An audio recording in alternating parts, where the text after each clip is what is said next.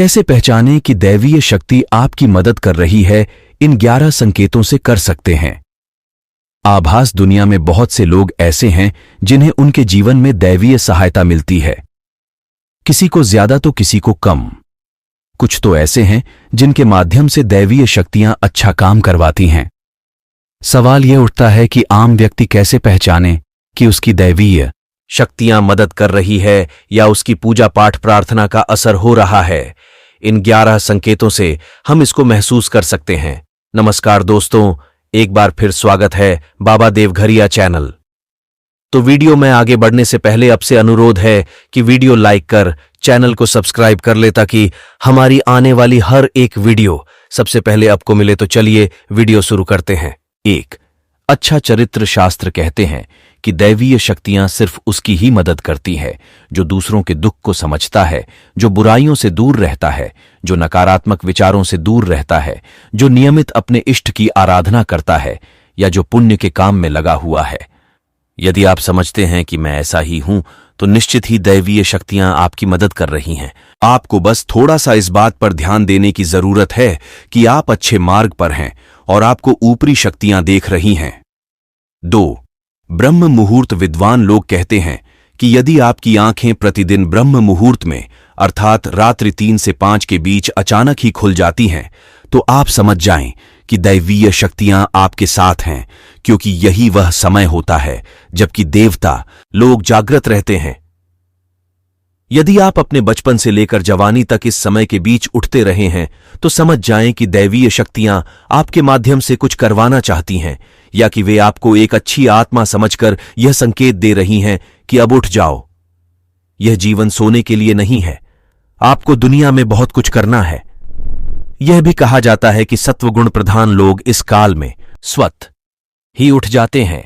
आयुर्वेद के अनुसार इस समय बहने वाली वायु को अमृततुल्य कहा गया है। यह अमृत वेला होती है। कहते हैं कि इस काल में दुनिया के मात्र 13% लोगों की ही नींद खुलती है। 3.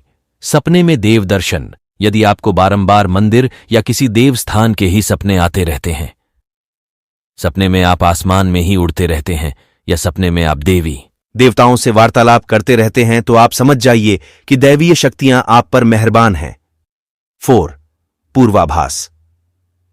यदि आपको आने वाली घटनाओं का पहले से ही ज्ञान हो जाता है या आपको पूर्वाभास हो जाता है तो आप समझ जाइए कि दैवीय शक्तियों की आप पर कृपा है।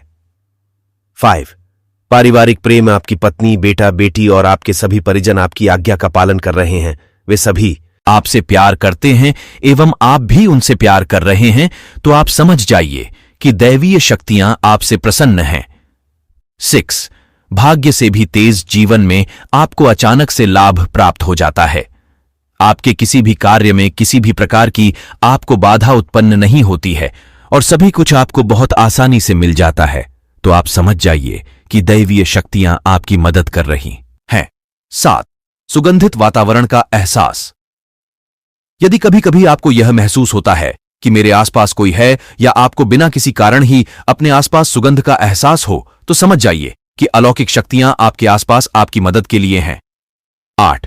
सुहानी हवा। आप पूजा कर रहे हैं और यदि आपको लगे कि अचानक सुहानी हवा का झोंका या प्रकाश पुंज आ गया और शरीर में सिहरन दौड़ने लगे, ऐसा तो पहले कभी हुआ नहीं, तो समझिए कि देवी या देवता आप पर प्रसन्न हैं। 9. ठंडी हवा का घेरा। भूमि पर रहते हुए भी कभी कभी आपको यह एहसास हो कि मेरे आसपास बादल या ठंडी हवा का एक पुंज है जिसने मुझे घेरा हुआ है तो आप समझ जाइए कि अलौकिक या दैवीय शक्ति ने आपको घेर रखा है। ऐसा अक्सर बहुत ज्यादा पूजा पाठ करने वाले व्यक्ति के साथ होता है। 10.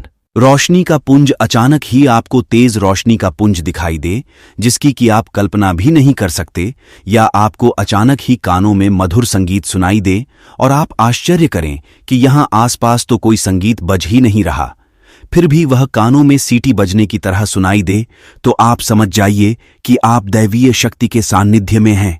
ऐसा अक्सर उन लोगों के साथ होता है जो निरंतर ही अपने इष्ट देव का मंत्र जप कर रहे होते हैं। 11. किसी की आवाज सुनाई देना। आप रात्रि में गहरी नींद में सो रहे हैं और आपको लगता है कि किसी ने मुझे आवाज दी और आप अचानक ही उठ जाते हैं, लेकिन फिर आपको आभास होता है कि यहां तो कोई नहीं है, लेकिन आवाज तो स्पष्ट थी। ऐसा आपके साथ कई बार हो जाता है तो आप समझ जाइए कि आप पर किसी अलौकिक शक्ति की मेहरबानी है। तो दोस्तों, वीडियो अच्छा लगा हो तो वीडियो को लाइक कर चैनल को सब्सक्राइब कर ले और एक कमेंट जरूर करे। तो फिर मिलते हैं कोई अच्छी महत्वपूर्ण जानकारी लेके। जय हिंद, जय भारत।